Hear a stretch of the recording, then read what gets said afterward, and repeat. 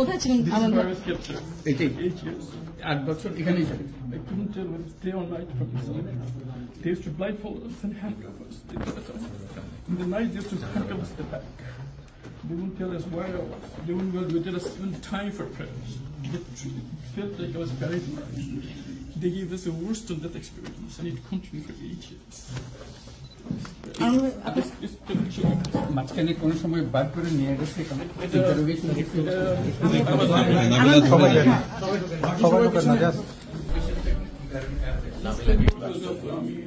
and particularly international community.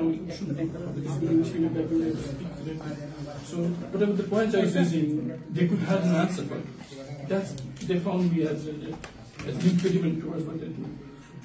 Another thing that I want to get to community show access like language barrier. That's what they're tough হয়ে যায়।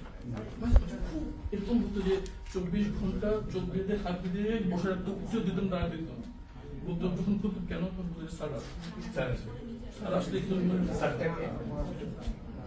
বুঝতে পারি আমি চোখ বাঁধা হতে ফিরে পিছনে শুয়ে থাকতে বসে থাকতাম, বুঝতেছি পিছনে একদম আসতেছে, মোবাইলে আওয়াজ হচ্ছে, ঘ্রাণ পেতাম, পারফিউমে দামি পারফিউম পেতাম, যেখানে তো পেশা পেখানে কম থাকতাম না।